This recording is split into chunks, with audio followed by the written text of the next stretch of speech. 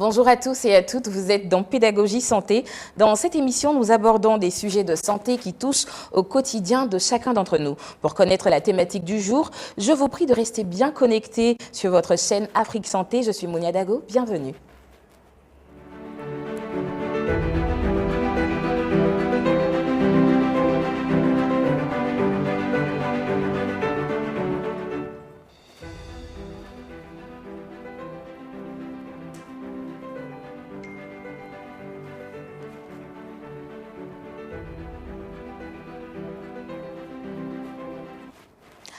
Aujourd'hui, nous mettons en lumière un sujet crucial, les maladies cancéreuses et leur prise en charge en Afrique. Le cancer est l'une des principales causes de mortalité dans le monde. Et en Afrique, les défis sont liés à la prévention, au diagnostic précoce et aux traitements qui sont bien évidemment nombreux. Pour en discuter, nous avons le privilège d'accueillir professeur Rim, autant pour moi, qui est cancérologue. Merci de prendre de votre temps pour participer à cette émission. Comment allez-vous, professeur? Merci beaucoup, je vais très bien, merci à vous.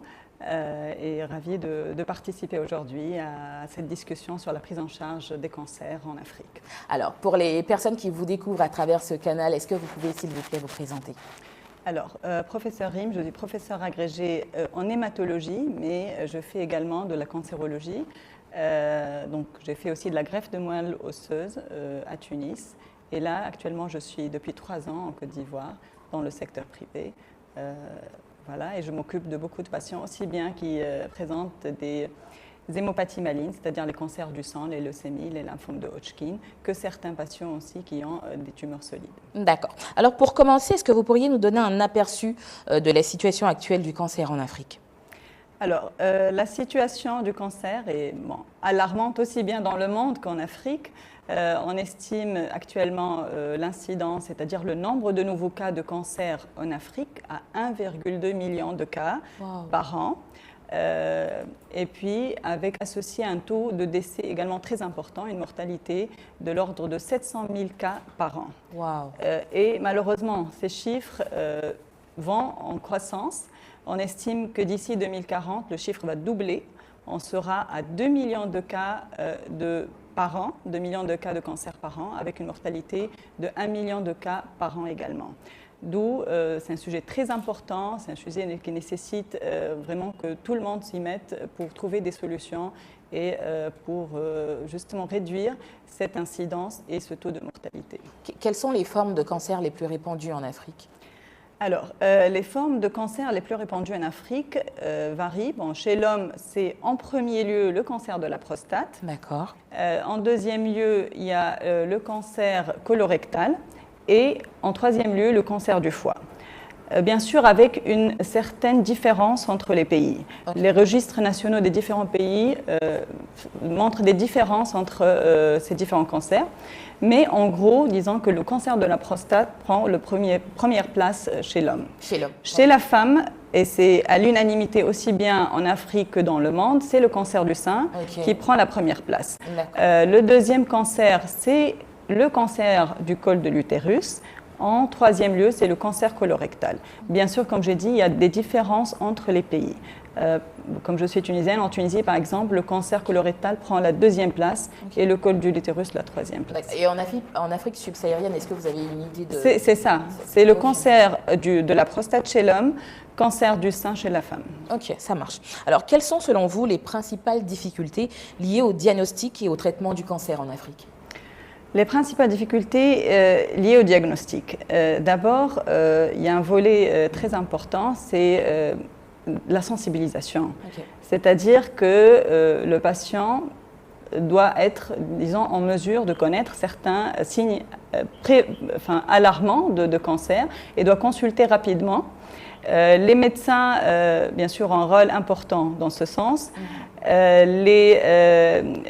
niveau ministériel, il faudrait aussi qu'il y ait des programmes nationaux de lutte contre le cancer. C'est le cas dans plusieurs pays africains, heureusement, et notamment en Côte d'Ivoire, en Tunisie, en Afrique du Sud. Je ne vais pas tous citer, mais ces programmes nationaux sont très importants pour justement aider et mettre en œuvre un plan national de prévention, de diagnostic et de traitement. D'accord. Vous avez parlé il y a peu de signes préventifs, enfin, par rapport aux différentes sensibilisations. On sait que par exemple chez la dame, il y a l'autopalpation. Tout à fait. Et pour le cancer de la prostate?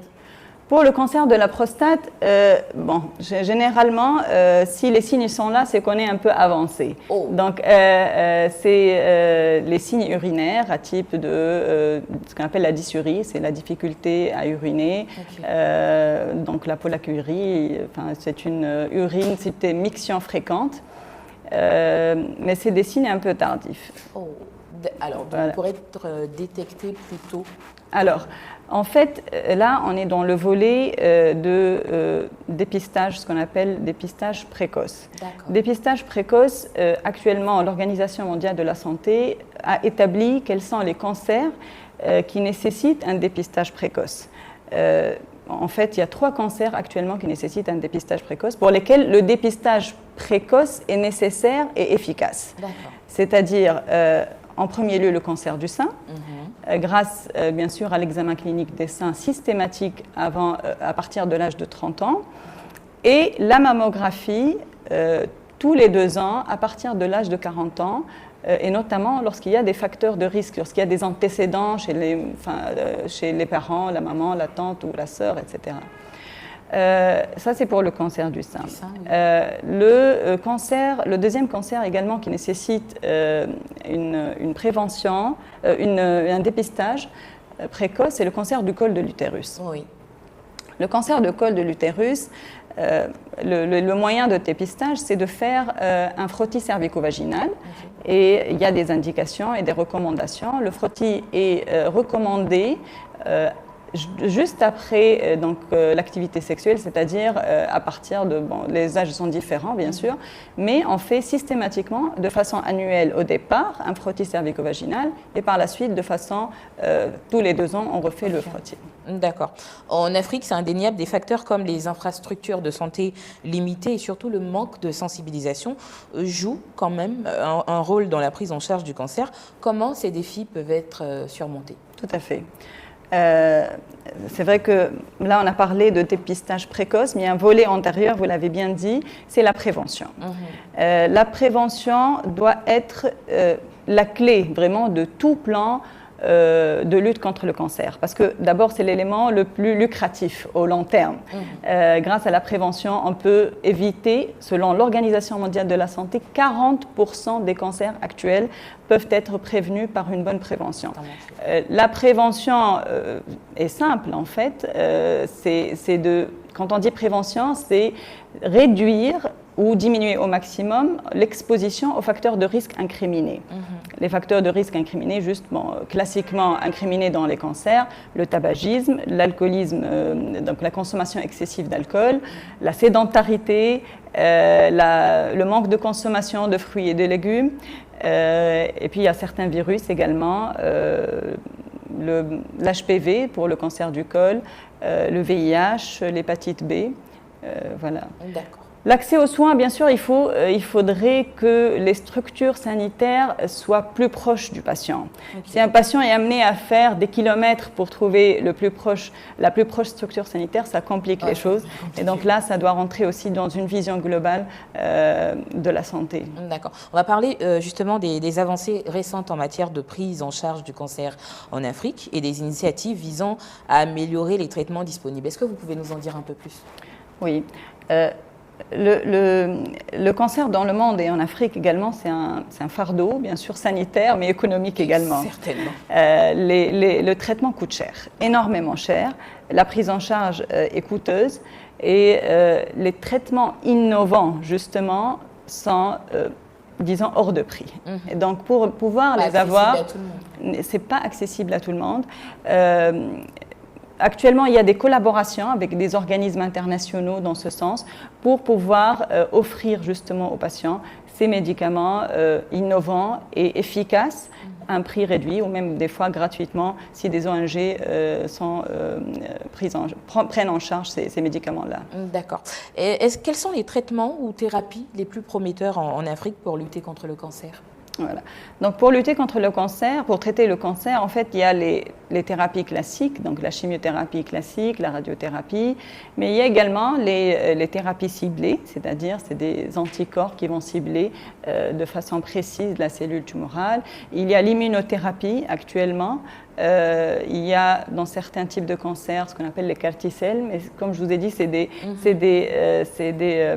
moyens thérapeutiques actuellement, par exemple pour les CAR-T-cells non disponibles en Afrique. L'allogreffe de moelle pour les leucémies aiguës, par exemple, est disponible dans certaines régions, dans certains pays, mais pas d'autres. Donc une collaboration bien sûr entre les différents pays permettra peut-être, j'espère, de généraliser la prise en charge dans tous les pays. Vous parlez de collaboration, vous m'enlevez les mots de la bouche. J'allais demander donc comment la communauté médicale africaine collabore-t-elle avec les gouvernements et les organisations internationales afin d'améliorer la prise en charge du cancer? Oui. D'abord, première chose, c'est de faire l'état des lieux dans chaque pays, c'est-à-dire grâce, bien sûr, à des registres nationaux. Okay. Chaque pays doit identifier l'épidémiologie du pays en matière de cancer. Par la suite, ce que je pense, ça sera intéressant d'avoir aussi des registres régionaux, ou même un registre donc africain, à l'échelle africaine. Et avec ce registre, on pourra identifier justement sur quel axe on va travailler, quelles sont les priorités. Et bien évidemment, cette collaboration, les échanges d'expériences ne peuvent qu'être bénéfiques pour décider des priorités en matière de prise en charge et pour pouvoir bien sûr solliciter des organismes internationaux, des partenaires internationaux pour le diagnostic et la prise en charge. Ça marche. Alors il est clair que les campagnes de sensibilisation ont quand même un impact sur la population en termes de santé publique. Qu'est-ce qu'on pourrait faire pour améliorer du coup l'éducation à ce sujet? Oui, c'est un volet très important. C'est un volet important et qui doit être aussi intégré dans chaque plan national de lutte contre le cancer. La promotion des moyens de prévention, la sensibilisation par tous les moyens. La sensibilisation, le média joue un rôle très important, et vous le faites bien, dans la sensibilisation, dans l'information du patient. Les structures de base doivent jouer leur rôle. Les centres de soins qui sont proches des patients ont un rôle également très important. La société civile doit jouer un rôle, les associations ont un rôle important également. Et c'est un travail collectif, pluridisciplinaire qui doit être mis en œuvre pour améliorer justement la prévention de ces cancers-là. Professeur Rim, nous arrivons au terme de cette entrevue. Quels conseils vous pourriez donner aux professionnels de la santé, également aux responsables politiques, pour améliorer, autant pour moi, la gestion du cancer en Afrique?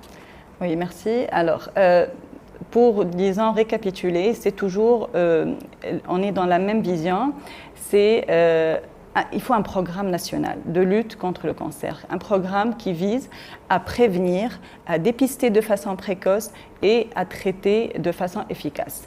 C'est bien ça. Donc, en connaissant l'épidémiologie du pays, on pourra agir sur ces différents axes. Merci infiniment, professeur Rim. Merci pour ces éclairages surtout et précieux. Et merci aussi pour votre engagement vers l'amélioration, on va dire, de la prise en charge du cancer en Afrique. Merci infiniment. Peut-être vous avez un mot de fin adressé à tous ceux qui nous regardent en ce moment. Un mot de fin. Bon, on espère bien sûr que notre continent et que toutes les régions de notre continent accèdent à une prise en charge optimale du cancer pour le bien-être, bien sûr, de tous. Merci infiniment, professeur Rim. Merci à vous, chers téléspectateurs, pour votre fidélité. Nous espérons que cette discussion avec professeur Rim a enrichi votre compréhension des défis et des opportunités liées au traitement du cancer en Afrique. Je suis Mounia Dago et je vous retrouverai très certainement pour un nouveau numéro de Pédagogie et Santé.